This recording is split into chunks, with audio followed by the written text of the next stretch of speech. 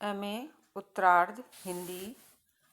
इकाई है अर्थ विज्ञान और अर्थ विज्ञान के अंतर्गत हम चर्चा कर रहे हैं विभिन्न बौद्धिक नियमों की, अर्थात इंटेलेक्चुअल लॉ ऑफ लैंग्वेज की। और आज हमारी चर्चा का भाग होगा भाग 3। मैं डॉक्टर प्रतिभा शुक्ला, सह आचार्य हिंदी, एमए उत्तरार्ध हिंदी की कक्षा में सभी विद्यार्थियों का हार्दिक स्वागत करती हूँ। प्रिय विद्यार्थियों, पिछले वीडियो में हमने बौद्धिक नियमों के विभिन्न नियम जैसे विशेषीकरण या विशेष भाव का नियम, अर्थोद्योतन या उद्योतन का नियम तथा विभक्तियों के अवशेष का नियम और भेद, भ्रम या मिथ्या प्रतीति के नियम की चर्चा की थी। आज हम चर्चा करने जा रहे हैं भेद, भेदीकरण या भेदभाव का नियम। प्रायः पर्याय या समानार्थी शब्द जब अपनी आंतरिक अभेदता अर्थात एकार्थता छोड़ देते हैं और उनके अर्थों में अंतर या भेद हो जाता है तो इस प्रवृत्ति को भेद, भेदीकरण या भेदभाव का नियम कहा जाता है। उदाहरण के लिए डॉक्टर, हकीम और वैद्य यथार्थता एक ही अर्थ रखते हैं, लेकिन अंग्रेजी वाले के लिए सभी डॉक्टर हैं, वहीं अरबी भाषा बोलने वाले के लिए सभी चिकित्सक हकीम हैं और संस्कृत भाषी व्यक्ति के लिए सभी चिकित्सक वैद्य हैं। किंतु अब हिंदी में ये तीनों पर्याय शब्द भिन्नार्थी हो गए हैं, अर्थात एलोपैथिक होम्योपैथिक डॉक्टर कहलाता है, यूनानी चिकित्सा करने वाला हकीम कहलाता है, वहीं आयुर्वेदिक पद्धति द्वारा चिकित्सा करने वाले को वैद्य कहा जाता है। इनके इस अर्थ विकास में भेद, भेदीकरण या भेदभाव के नियम ने कार्य किया है। इसी प्रकार एक तत्सम शब्द विभिन्न से विकसित विभिन्न तद्भव शब्दों में भी यह प्रवृत्ति हमें प्रायः मिलती है, जैसे कि संस्कृत वत्स से विकसित बच्चा शब्द आदमी के बच्चे के लिए प्रयुक्त किया जाता है, वहीं बछेड़ा शब्द घोड़े के बच्चे के अर्थ में प्रयुक्त होता है और वहीं बाछा या बछड़ा गाय के बच्चे के अर्थ में प्रयुक्त किया जाता है। तो इस तरह से हमने देखा कि एक ही तत्सम शब्द से विकसित विभिन्न तद्भव शब्द भिन्न भिन्न अर्थों में प्रयुक्त होने लगते हैं, अर्थात उनके आंतरिक अर्थ में भेद हो जाता है।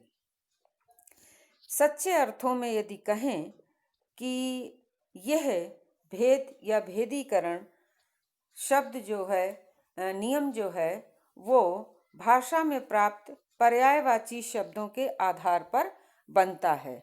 इसी तरह से हम देखते हैं कि साहित्यिक भाषा में भी विशुद्ध पर्याय अपवाद स्वरूप ही शायद मिलें, जहाँ कोश में संग्रहित शब्दों के अर्थ के आधार पर हम प्रायः जिन शब्दों को एक दूसरे शब्द का पर्याय समझते हैं, वस्तुतः वह पर्याय नहीं होते। यहाँ पर या कहें इस नियम में यह बात भी ध्यान देने योग्य है कि शुद्ध भाषा वैज्ञानिक दृष्टि से एक शब्द के सारे प्रयोगों के स्थान पर यदि हम दूसरा कोई पर्यायवाची शब्द रखें और उसके अर्थ या उसकी सूक्ष्म छाया में जरा भी कोई भेद न पड़े, तब वे दो शब्द पर्याय कहे जाएंगे या कहे जाने चाहिए। ऐसी स्थिति शायद ही कभी मिले। इसीलिए पर्याय का अर्थ बिल्कुल भी समानार्थी शब्द नहीं है, अपितु मिलते जुलते अर्थों वाले शब्द हैं। हम अपनी इस बात को सिद्ध करने के लिए जल और पानी का उदाहरण लेते हैं। जल और पानी पर्याय समझे जाते हैं। सामान्य दृष्टि से यह ठीक भी है, लेकिन सूक्ष्म वैज्ञानिक दृष्टि से विचार करने पर स्पष्ट होता है कि ये दोनों शब्द हर स्थान पर एक दूसरे की जगह नहीं ले सकते। जैसे जल पी लो या पानी पी लो में सामान्यतः कोई अंतर हमें दिखाई नहीं देता। जल की जगह यदि हम पानी का प्रयोग करते हैं और पानी की जगह जल का प्रयोग करते हैं, तो भी इन प्रयोगों में हमें अपनी अर्थ प्रस्तुतिकरण में कोई भी अंतर अनुभव नहीं होता। लेकिन जलपान कर लो के स्थान पर यदि हम कहें पानी पान कर लो, तो वह कभी भी अर्थपूर्ण नहीं कहा जा सकता। हाँ, व्यंग रूप में हम इसका प्रयोग अवश्य कर सकते हैं।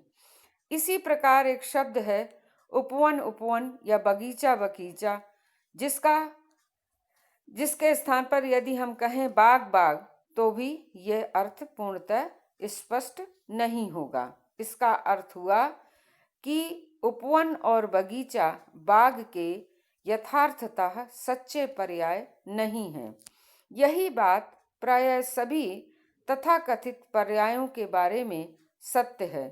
डॉक्टर अंग्रेज के लिए, हकीम अरबी के लिए, वैद्य संस्कृतज्ञ के लिए निश्चय ही समानार्थी थे, किंतु जैसे ही तीनों शब्द हिंदी में आए, इनके साथ इनकी परंपरागत औषधि पद्धतियां भी आईं और इस प्रकार आरंभ से ही इनमें एक प्रकार का अंतर आ गया। सूक्ष्मता से विचार करने पर ऐसा आधार मिलता है जिसके आधार पर कहा जा सकता है कि सच्चे अर्थों में किसी भी भाषा में समानार्थी शब्द शायद कभी नहीं होते। जो समानार्थी लगते हैं उनमें भी कुछ ना कुछ अंतर अवश्य रहता है। और इस दृष्टि से हम यदि कहें तो व्यर्थ में कोई भी भाषा व्यर्थ में एक भाव के लिए दो शब्दों का भार वहन नहीं करती। पर्यायवाची शब्द वही हैं जिनके सूक्ष्म छाया में कोई भी जरा भी भेद न हो। इसलिए पर्याय का अर्थ बिल्कुल समानार्थी शब्द नहीं है, अपितु मिलते जुलते शब्द हैं। इस प्रकार हम कह सकते हैं कि बुद्धि जानबूझकर ऐसा कोई भेद शायद नहीं उपस्थित करती। इसलिए अन्य नियमों की भांति यह नियम भी बौद्धिक नियम की संज्ञा का अधिकारी नहीं है। अगला नियम है सादृश्य का नियम। इस नियम को डॉक्टर श्याम सुंदर दास ने उपमान का नियम कहा है। वस्तुतः यह उपमान का नियम न होकर सादृश्य या समानता का नियम है। इसके संबंध में ब्रील महोदय का कथन है कि मनुष्य स्वभावतः अनुकरण प्रिय प्राणी है। यदि उसे अपनी अभिव्यक्ति के लिए कोई नया शब्द बनाना होता है, तो वह किसी पहले से वर्तमान शब्द के सादृश्य पर नए शब्द का निर्माण या गठन कर लेता है। पुराने शब्दों या रूपों के अनुसार जो नए शब्दों के रूपों का गढ़ लेना ही सादृश्य का नियम है। हिंदी में जैसे धातु में आ जोड़कर भूतकालीन क्रिया बनती है, जैसे पढ़ का पढ़ा, लिख का लिखा, रुक का रुका। इसी आधार पर लोग कर का करा रूप बना लेते हैं। यूं कर का परंपरागत रूप किया है। ब्रील महोदय के अनुसार इस प्रकार के रूप का प्रयोग कुछ कारणों से किया जाता है। जैसा पहला, अभिव्यक्ति की कोई कठिनाई दूर करने के लिए। दूसरा, अभिव्यक्ति में अधिक स्पष्टता लाने के लिए। तीसरा, समानता या असमानता पर बल देने के लिए। तथा चौथा कारण है किसी प्राचीन अथवा नवीन नियम से संगति मिलाने के लिए। अगर हम इस नियम की समीक्षा करें तो कह सकते हैं कि उपरोक्त रूप क्या अर्थ विकास के बौद्धिक नियम के अंतर्गत आ सकते हैं? संभवतः नहीं। ये तो भाषा के धीरे धीरे कठिन से सरल, अनियमित से नियमित बनने या फिर सादृश्य के आधार पर रूप परिवर्तन की कहानी है। तो सारतः इस नियम के लिए हम कह सकते हैं कि ये सादृश्य का नियम बौद्धिक नियमों के अंतर्गत जो अर्थ विज्ञान में परिगणित किया जाता है, उसे रूप विज्ञान की इकाई के अंतर्गत लिया जा सकता है, अर्थ विज्ञान के अंतर्गत नहीं। शेष बचे हुए नियमों को अब हम अगले वीडियो में स्पष्ट करेंगे। धन्यवाद।